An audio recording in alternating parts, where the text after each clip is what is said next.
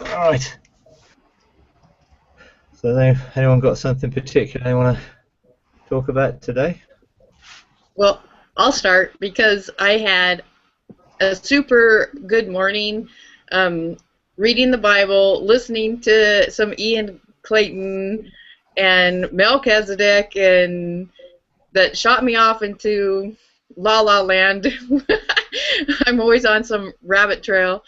And so when we had learned about going to our storehouses and we practice and the things that I have seen in my storehouses, I kind of ended up there again this morning, and then I looked around and I saw that there was a door that I hadn't noticed before, and Hmm? so I opened the door and walked through, and I saw all these different kinds of provisions, which were different from the, I call it the main entry, the main storehouse. The main storehouse seemed like it had everything for ministry. Like the equipping for ministry, everything had to do with ministry. And at that time, I had not seen personal provisions. And so when I opened the door, that's where my personal provisions were. And so when I walked through the door, it was laid out really different. It wasn't like Costco warehouse or Mm. some kind of just like a closet full of just stuff thrown everywhere. Um, it was like I was on this trail, and as I walked down the trail, there were things like um, a beautiful chair. Oh my gosh, just the most gorgeous chair. And then I walked past that, and hanging from a branch of a tree are sunglasses. And then I keep walking, and there's a car. It was neat that as I traveled on this trail, those things that I wanted and or needed, the provisions, just came at different intervals instead of being overwhelmed by this huge space with all this stuff. It was a part of the journey, and it came to me as I needed it or wanted it, and oh, it was really nice because I think otherwise I'd be overwhelmed by a place full of stuff. and and so it looked like the trail. I've been hiking and just seeing the valleys and the snow-capped mountains, and it was very organic, is what I want to say. It was like it organically was laid out as I went, and so it was neat to see something that was unique to me, and so I that was really really special this morning. All right, yeah, yeah. Well, I think a lot of it is actually unique to us. And when you say your storehouse, are you talking about that which was in your own mountain? Are you talking about you've engaged with sort of No, Melchizedek my own storehouse? mountain. Yeah, Yeah. yeah, yeah. Okay, yeah. Yeah, well, often if you think about it, our mountain is really thinking about government. So often the first things we're thinking about when we engage that storehouse is the things we need for what we're doing in the kingdom. Um, but God knows what we have need of. So if you think about it, we seek first the kingdom. So you're This seeking first the kingdom and the resources that you need for the kingdom, but he also knows what we have need of, so all those things get added. So it makes a little bit of logical sense that that's the first stuff you see, and then you actually realize that his provision is there for everything that you need. And actually, in reality, he also takes note of the desires of our heart as well. So there's blessing there for us because he loves us, and he wants us to feel blessed. I mean, he blessed Jesus with some gifts when he was born. as a sign. So why not us? So I think there's a whole lot of dimensions there, which would be very personal, and also in some of those things could be symbolic as well. So when it's like a chair, what does that mean to you? Is it something you want, a physical chair, a desire for a physical chair, or also because sometimes God can actually, in some of those things, begin to give us some insight into some things as well. Because the chair may be a physical chair, but also it could be actually a seat or another seat of government or another realm of government. I mean, there's all sorts of ways that could be, Because I do dreams, so I totally understand. And even seeing the vehicle, not only a real vehicle, but a new way of going in a different direction. It's all new and shiny.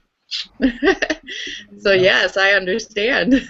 Yeah, which is great, and I think it's good that that we're just open for the revelation that comes from when we experience Him, because it is a living relationship, and He wants to communicate with us in ways which we will relate to, which you related to. Other people get different ways of communicating that they will relate to. For me, it's like I get much more, hey, He tells me stuff. So I don't get so much as oh, I'm on this visual thing and I see this there.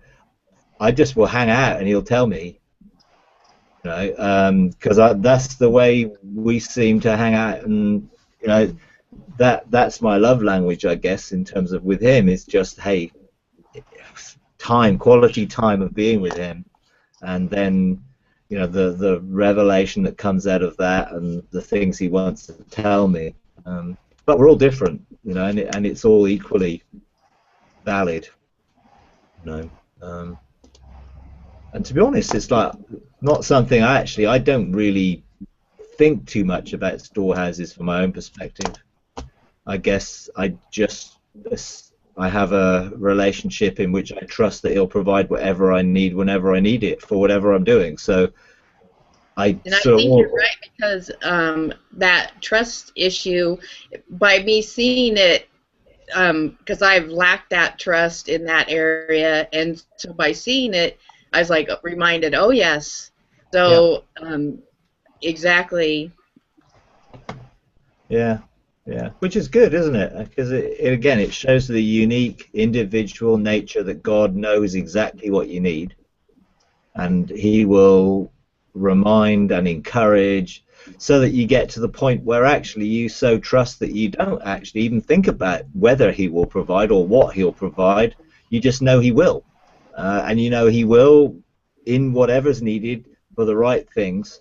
And I think once we begin to engage in some of the realms of heaven and legislating in the realms of heaven, you actually begin to be able to logistically administer some of the things that are there and release them into other places and situations and people, and realize that God has a whole lot of ordinances that are ready to administrate and release resources and blessings and provision, into spheres of government that we have authority in, which is great. It's all good, isn't it? Yeah. So yeah, cool.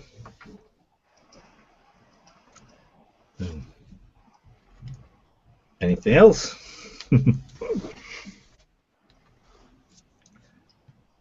Well, I've been doing the alpha group stuff, and thinking that I would be kind of pressing through a little quicker than I am, but it is so unique that it brings up the littlest issue of, in a way, I would say a character issue or a thought process that God's like, yeah, gotta clean up this grid of thinking, and then I listen to something else. Oh, there's another grid of thinking. You gotta change that, and it surprised me how far I'm not going. I'm not going very fast, but it's all quality for sure. It's been so good, and I really want to thank you and appreciate all that material, and yeah, it's just, you know, the freedom to go at your own pace, and which is good because I would be behind the pack, I think, but still going. Sure. Yeah. So you're still working through the journey preparation stuff? Yes. Okay. Just it surprised me that, because I think I feel like I've turned over every possible stone I could ever think of, and there's more. I was like, oh my gosh. Oh yeah. Oh I mean, well, yeah. I it's all mean, good. just think when we get on to the transformation stuff. Yeah. Oh my goodness. I need it now. Yeah. It's But you know, but it isn't a race. It is for people to take at their own pace. And you know, when it gets onto the second module, and you know, which is sort of more about the preparing our spirit and building our spirit, and being able to engage when we need to in the different realms, then you know, it all comes down to practice. You know, and yeah. just because someone listens to the material doesn't really mean that they're living it or practicing it, or that they can do it when they need to, rather than when it's sort of almost involuntarily happens. And that takes some you know, serious practice. So, you know, a lot of people say, oh, well, I've listened to it. My question would be, okay, well, how much of it are you living? How much of it is a lifestyle? How much is that which you're out working every day in what you do, rather than how much do you know intellectually? Because it isn't about intellectual knowledge. No. You know, you have some amazing theologians that know more intellectual knowledge about the Bible than I would ever even imagine I could know, but they're not necessarily living it. You know, I'd rather live 10 verses in the truth of the word as a foundation of my life than know all the rest of the verses and intellectually and not live them. So it takes time to develop that and grow that in us, so that we can begin to outwork these things in our own lives, and also, of course, prepare to be able to mentor those who are coming behind. I mean, that's the key. You know, even if we can do something ourselves, if we don't know how to teach the next person how to do it, then they won't relate to where we are. So even if some of the exercises may be very simple for some people, they may not be simple for the people who are coming. So having a personal testimony ourselves in them will be helpful to be able to relate to those in the future. So, you know, it's In a way, it feels like when I'm studying, like there's a cobweb, like you can feel this little thing across your face, or it's that's when I catch that cleaning house on just little things, because it's not a big deal, but it is definitely cleaning up the thoughts, or a untruth that you had learned that came up, and it's just that soft, but it's definitely annoying. You want to get rid of it. well, yeah. But then, for me, you know, I've been through this process over years, and it does challenge religious mindsets. That's what it did for me. It was my thinking, which were religious assumptions and things I'd been taught all my life, that now were like, no, that's not the truth. Actually, that whole way of thinking is not the truth. That way of engaging is not the truth. So, you know, over the years, for me, everything has been about changing the way I think, to align with the revelation of my experience with God, not the other way around. I mean, I think, you know, we must have encounters and revelatory experiences, because that's the reality. It's a relationship. It's not a series of instructions in a book. You know, it's a relationship with the living God in the living Word, so that we can live out of that relationship. And I need to experience that. You know, there are no relationships in reality which are theoretical. If they're not if we don't engage, then there isn't a relationship. So I think a lot of this for me in my own life was about actually learning to actually intimately relate to God, rather than read a book about Him or talk to him as if he wasn't there, or try and pray to a God that's somewhere else, and all those things, you know. So yeah, it's certainly an ongoing process, and none of that stuff is really designed for actually that.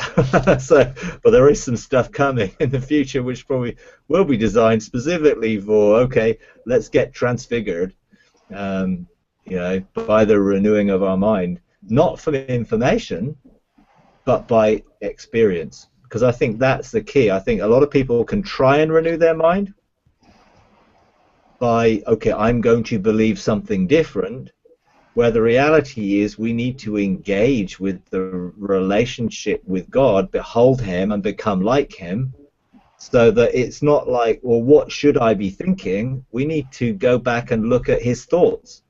And the more intimate we are with him in being close to him, we will think and know his thoughts. How vast are the sum of the thoughts he has about us?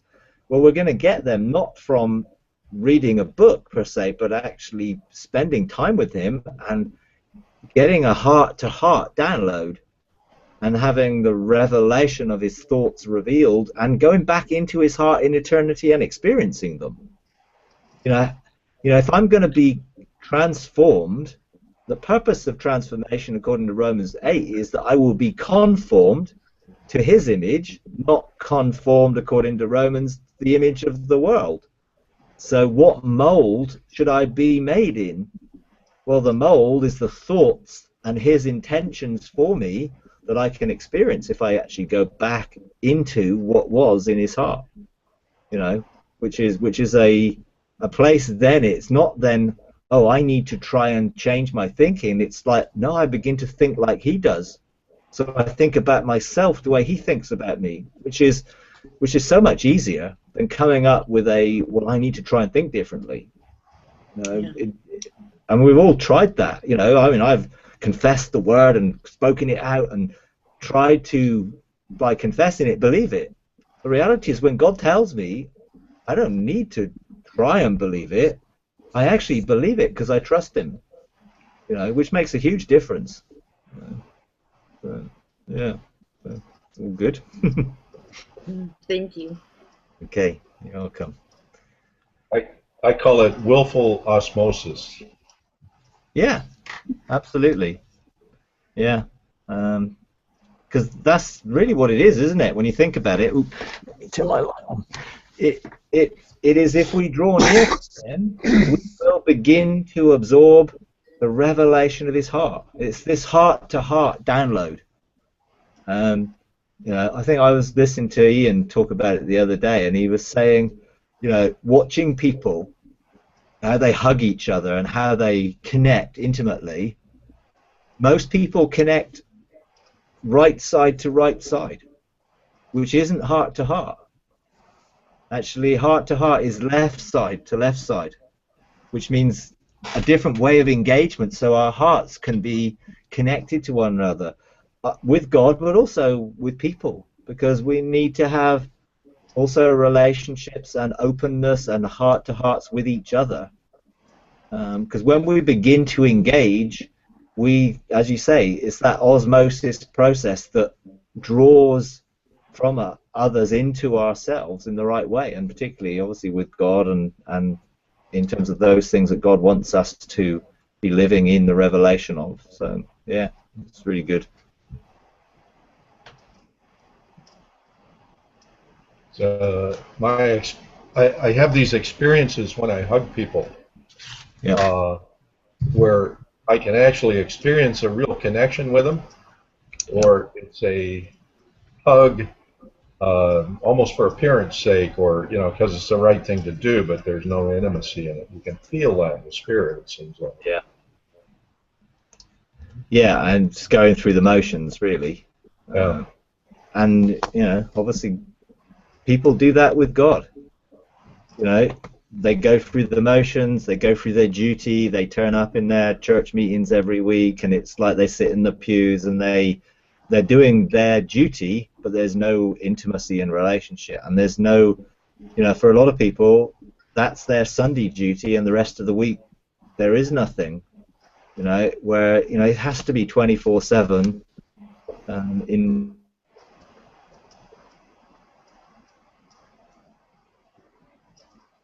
we hope to what his heart is, and how do we hope to be able to do what he's doing if we're not close enough to it. And it's down to us to draw near. So he says, draw near to me and I'll draw near to you. He's done all the drawing nearing he needs to do, and he's opened up the veil for us to draw near and come close to him. And he's just wanting us to step in and do that. But there's a totally different connection that you have when you know and you can feel the embrace that carries with it the desire and the heart for the person, and as you say, you can tell.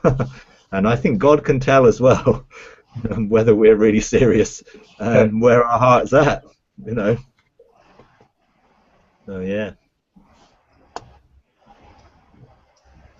Well, I just have to do a little side story. That I work in a government building department, and we are the huggiest group of people. I love it. I work in a really good place to practice.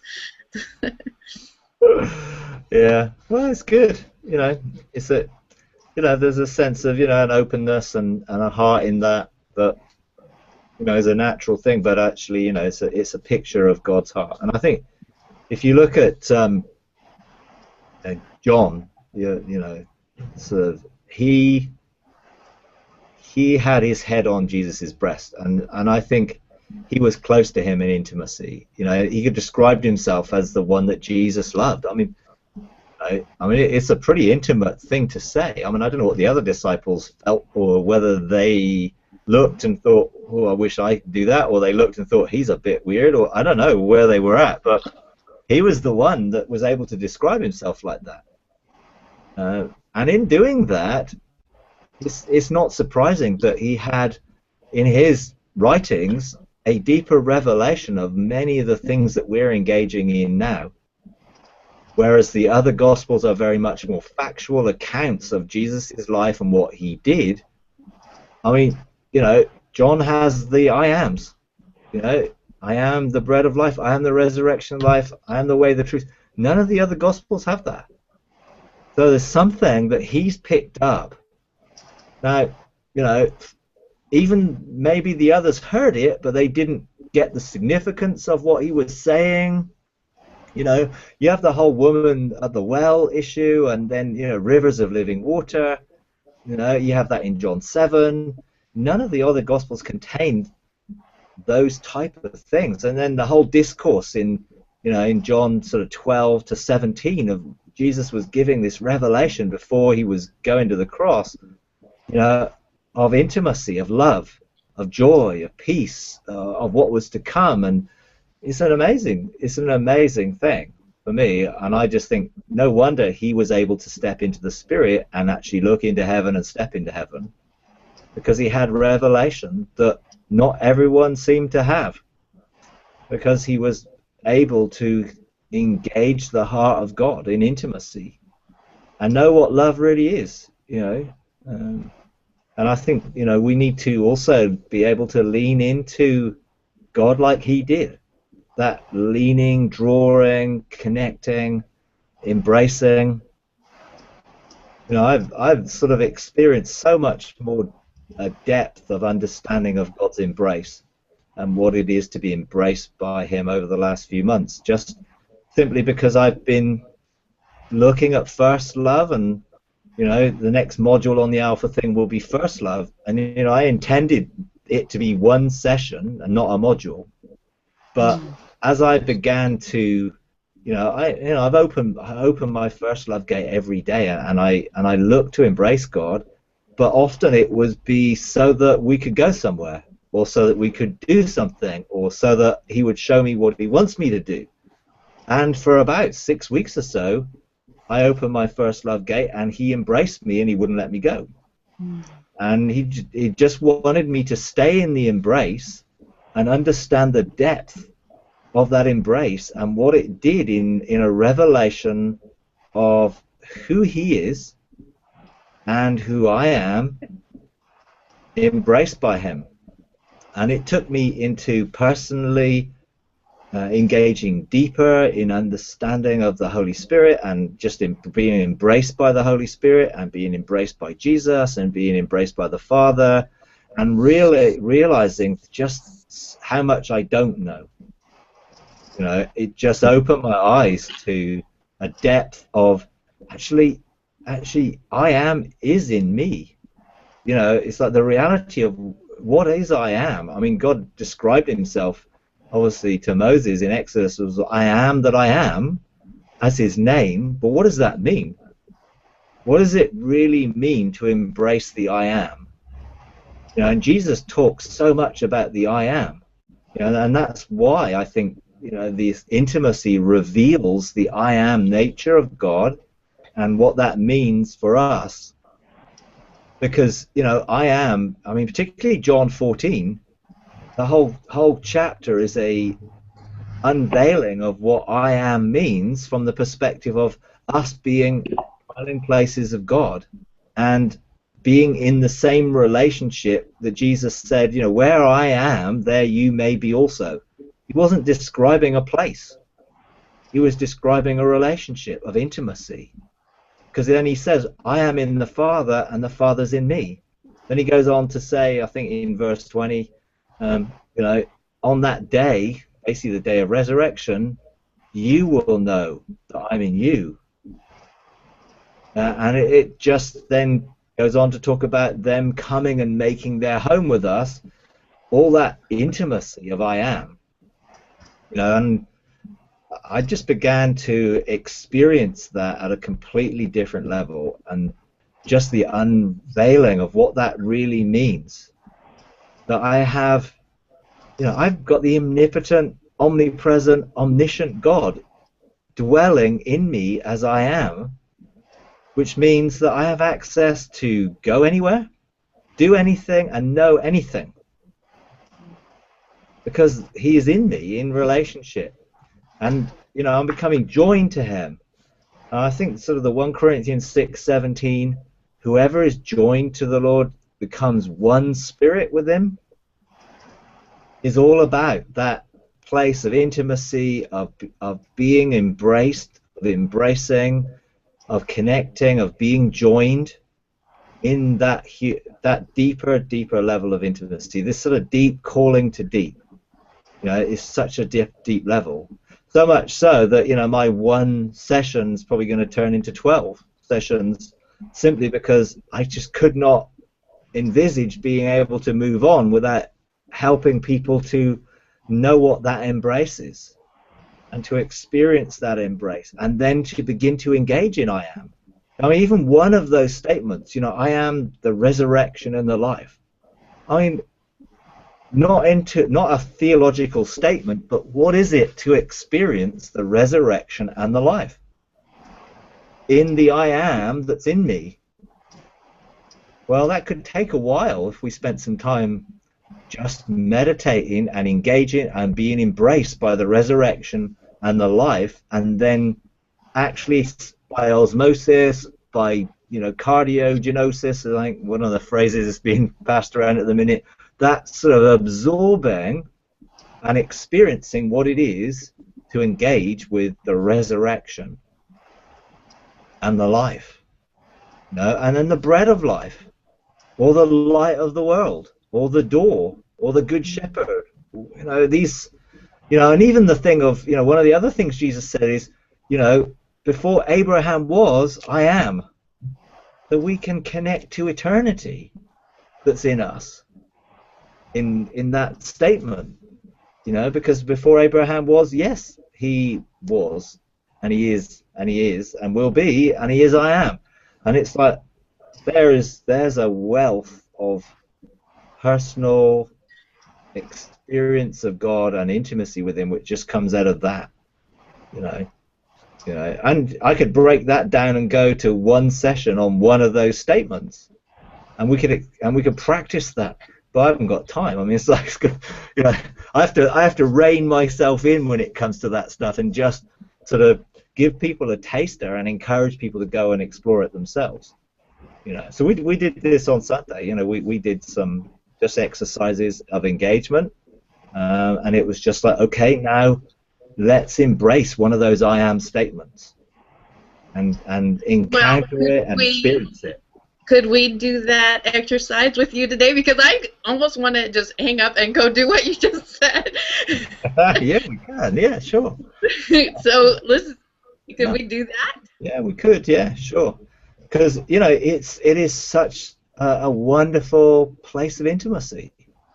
You know, in which, you know, I mean, I got to be honest. I thought I knew all this because I've experienced it at a level, and my probably level of experience would probably be deeper than a lot of people's experiences. But that wasn't enough for God, and it wasn't enough for other people, because I have to be able to pass that on now, you know, and encourage people to explore that and experience it. So yeah, we can definitely do that. If you, I don't know if the other two got any questions you want to ask first, but we could definitely look to encounter that and experience it and engage in it. Absolutely. I would definitely like to do that, but I have a question about my whole experience in this, and that is like when I open that door and I encounter Jesus and I embrace him, it's almost like we melt together. Yeah. It's no longer a body. It's like we become light together almost. Yeah. My difficulty is in staying in those things. Right. Is there a exercise or process that I can do? Because I want to stay in these things longer, and it seems like I see images very quickly. I've been unable to completely explore them. I hear other people giving amazing detail about the things they see, and I don't get all those details. Sure. Yeah.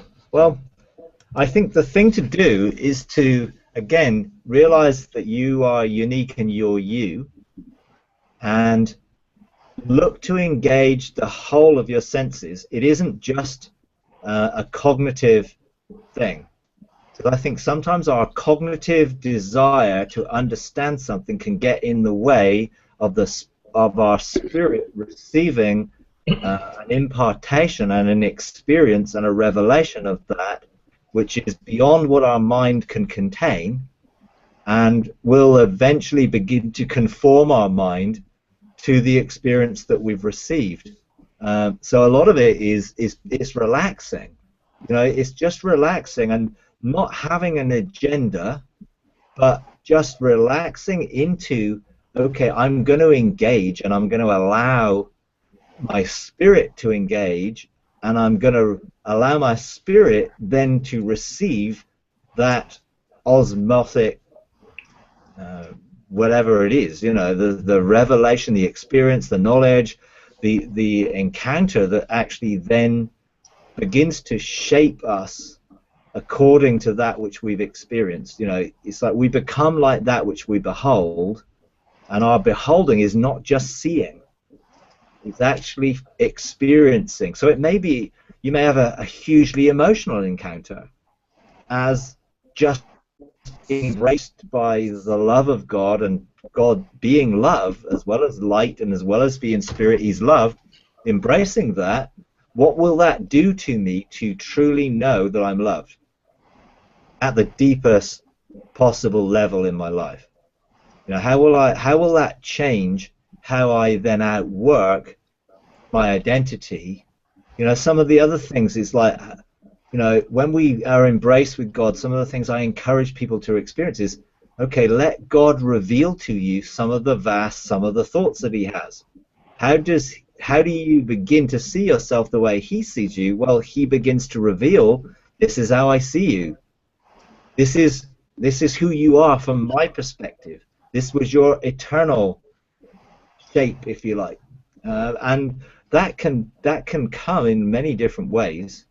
But the key is that we live from that experience. It's not that we necessarily need all the cognitive understanding, but our spirit then begins to envelop our soul and manifest around through our body, so that we live in that encounter all the time, and we're sensitive to the flow of the life of God that's coming through us. And I began to practice that. I practiced refocusing my attention to go back into that, hey, I am flowing in the life of God, and the river of life is flowing through me. By, simply, for me, it was a simple thing. I used to set my watch, my alarm, to beep every so often, and every time it did, I would recenter my thinking and to go back into that place, so that I was coming out of that. Because ultimately, we want to go from experiencing visitations of encountering God into habitation and living in that realm, continually connected. So that my soul and body are here, my spirit is actually in another realm, but totally connected, totally cognitively being able to feed, direct, guide my life, but coming out of the place of heaven, not the earth. Because in a sense, it's like there's the relationship pathway in which we're developing that God is in us, we're a habitation of God, we're a dwelling place of God, and that we can have intimacy in the spiritual dimensions within ourselves, so that from that intimacy of God in us doing his work practically through us here and around us, so our shadow healing people, or the light shining from us and bringing revelation to people, or people coming close to us and feeling God's love because we're just overflowing with it, all very practical. And all that intimacy and the revelation of engaging with the spiritual realms around us here in this dimension, all flows out of the relationship. Obviously, there's the responsibility of rulership in the realms of heaven, where our spirit needs to be.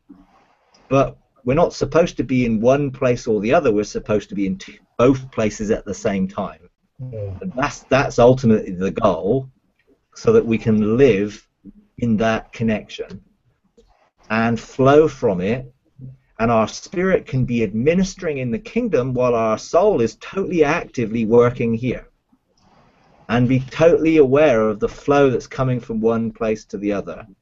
Therefore, we can be in more than two places at the same time.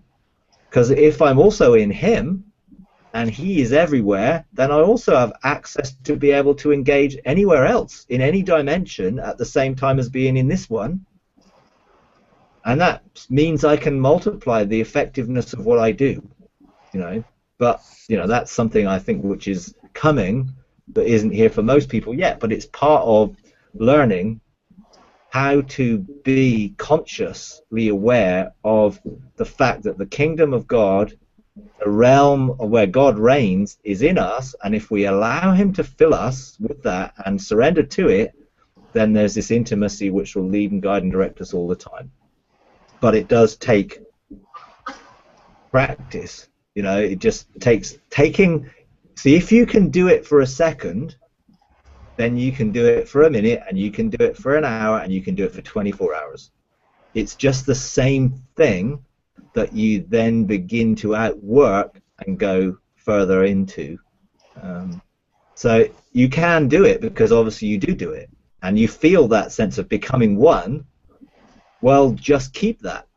Yeah. You are one. That's the reality. When you open first love and you embrace him and he embraces you, that is reality. So when you step away from that embrace in your soul, your spirit does not need to step away from that embrace, if you like. It can still ongoingly be the source of life. Because in a sense, some of the analogies would be, the river of living water, or the wellspring of life, or, there's descriptions there, which means it's flowing. We just have to make sure that everything's open for it to flow through us and around us and out through us, so that it fulfills its purpose, which is to bring life wherever it goes.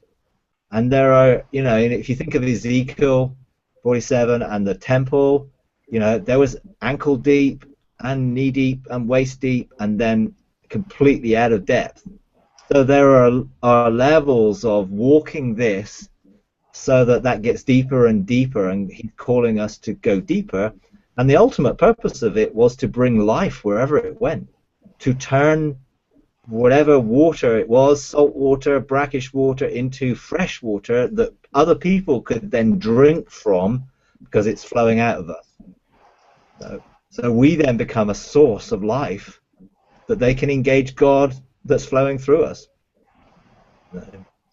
So I think you can definitely do it. It's just maybe changing the way you think about it to the fact that you've already got it, rather than something you're trying to get or try and keep because it's already yours.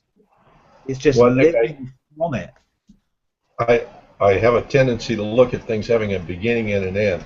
Yeah. And I need to get out of that mindset into an eternal mindset. Yeah, and in a sense, yes, okay, think of there's a beginning of one day and an end of one day, but then it's always a beginning of the next. Yeah. And so there's always the next to then engage in a relationship. And then if we learn to engage while we're asleep, then actually it's ongoingly, continually, our spirit in connection and relationship. So it's good. So it's all good stuff.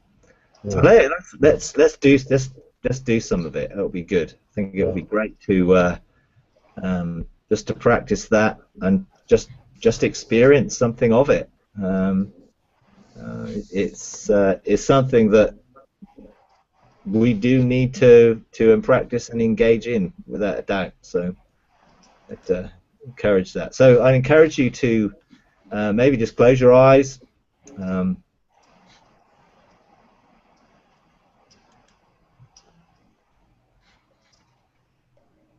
And just begin to rest and think of that door in your own spirit. Just think about the door. Just begin to picture that door, the gateway of first love.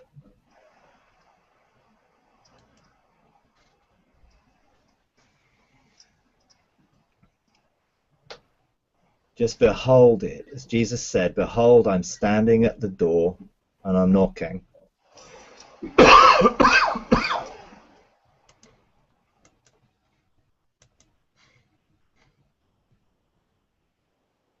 If anyone hears my voice, just listen to what he's saying.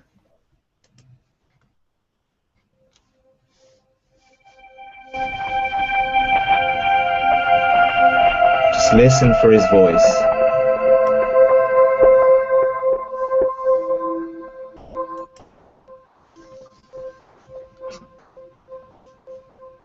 And just reach out and see that door and open that door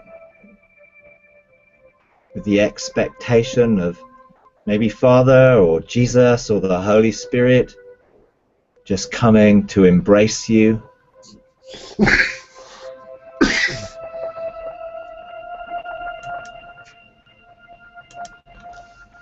Just feel that embrace. Just to allow your emotions to receive the revelation of his heart. Embrace his heart. Feel your heart burn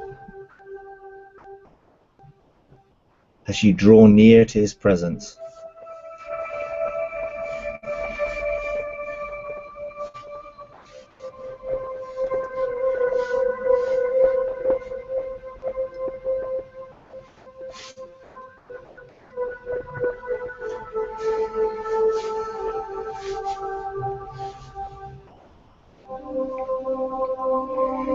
Just feel his love enveloping you.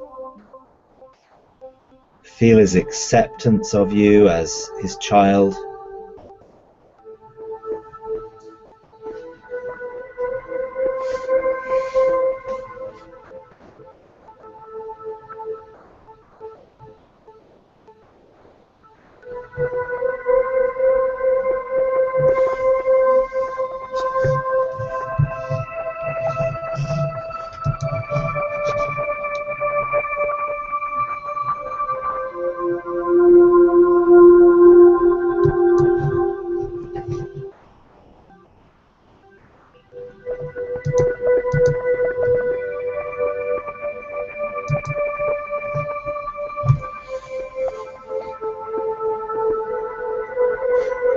Just allow your whole being, body, soul and spirit,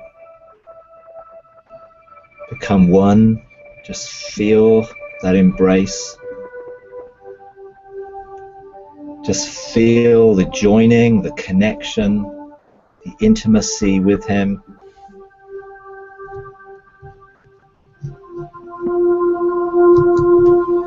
Just feel your heart next to his heart.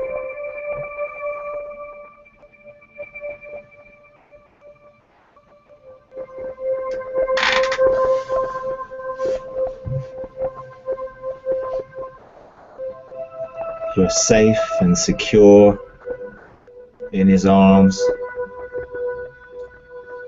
Just feel that peace and rest in just being.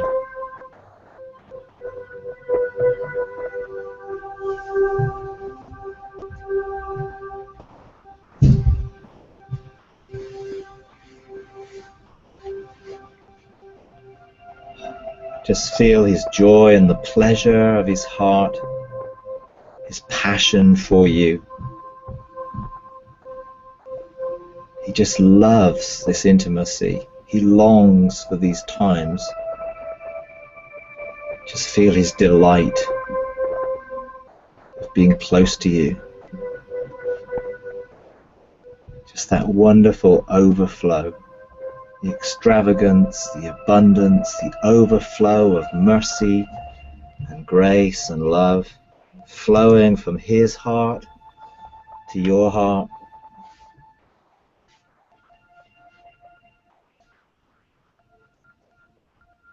Just listen as he begins to share with you how he sees you, his thoughts about you.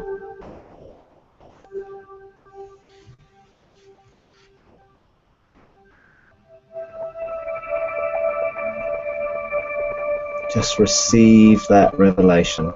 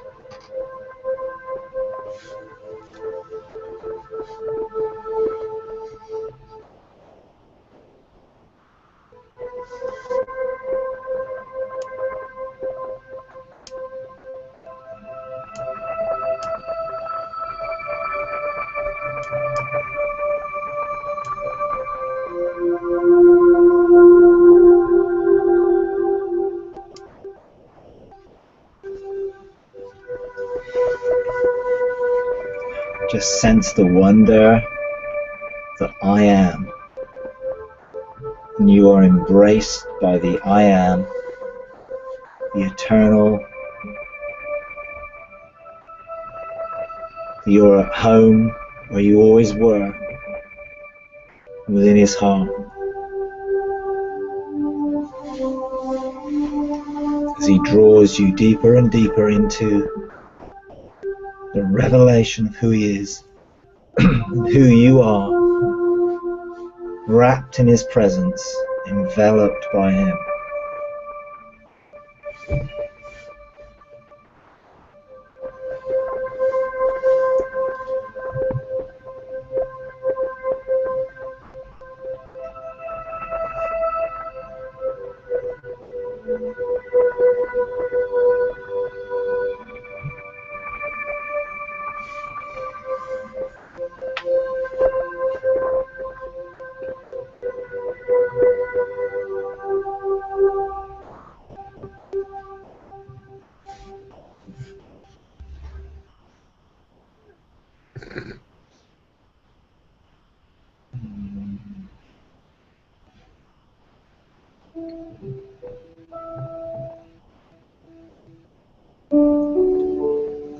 Just receive that revelation of I am.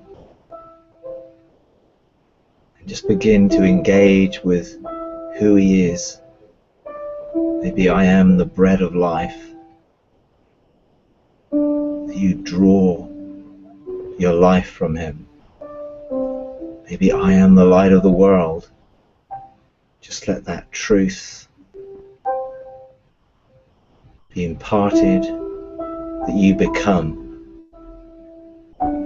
that which you behold. I am the door.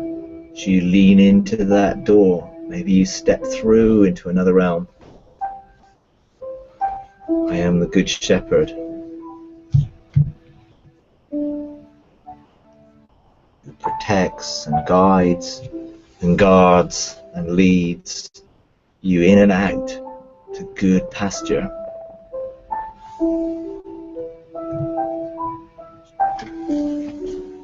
I am the resurrection and the life.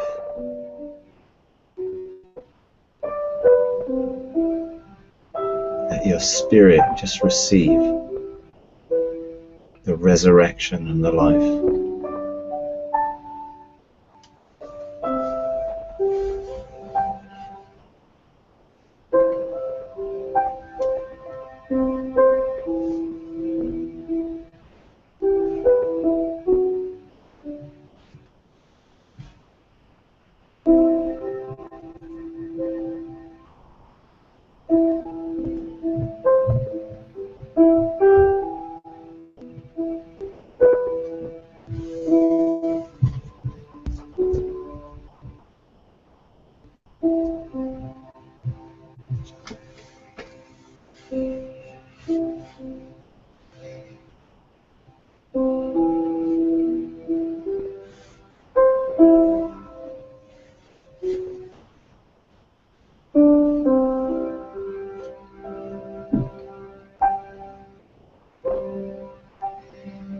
I just believe he just wants to draw you back into his eternal heart, where you feel totally at home.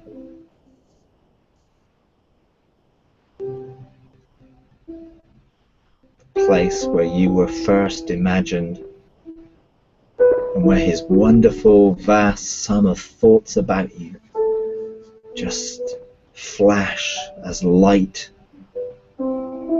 across his heart.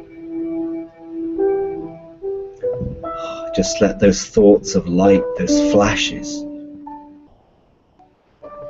just impart deeper revelation to your spirit.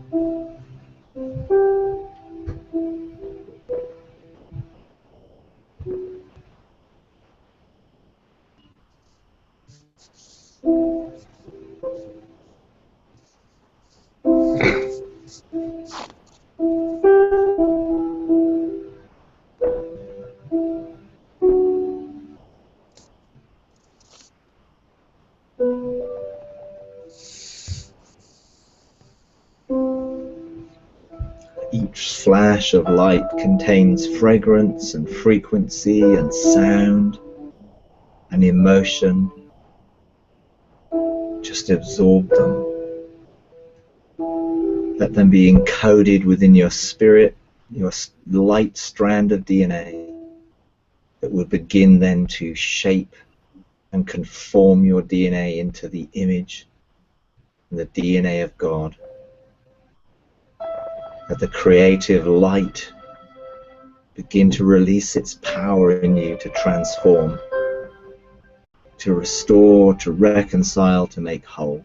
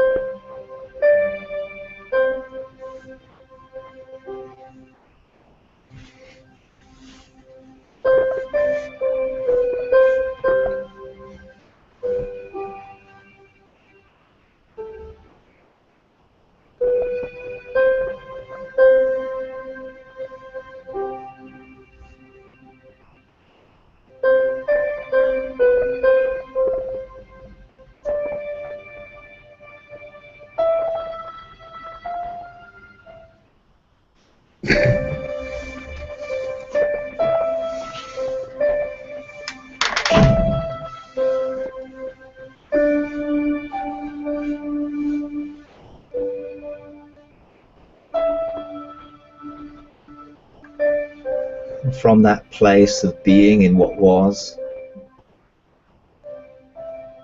Allow the revelation begin to change what is, which will transform what will be.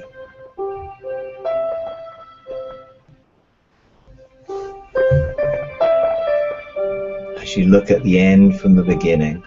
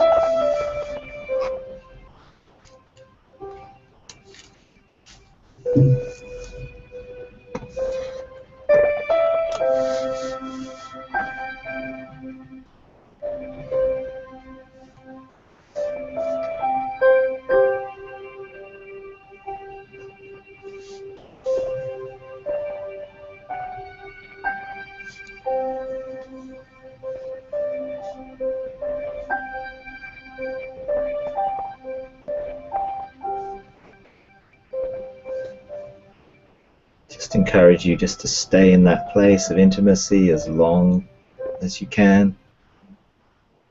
I'm just going to sign off there. See you in a couple of weeks, but just stay there. Just draw from that intimacy with him.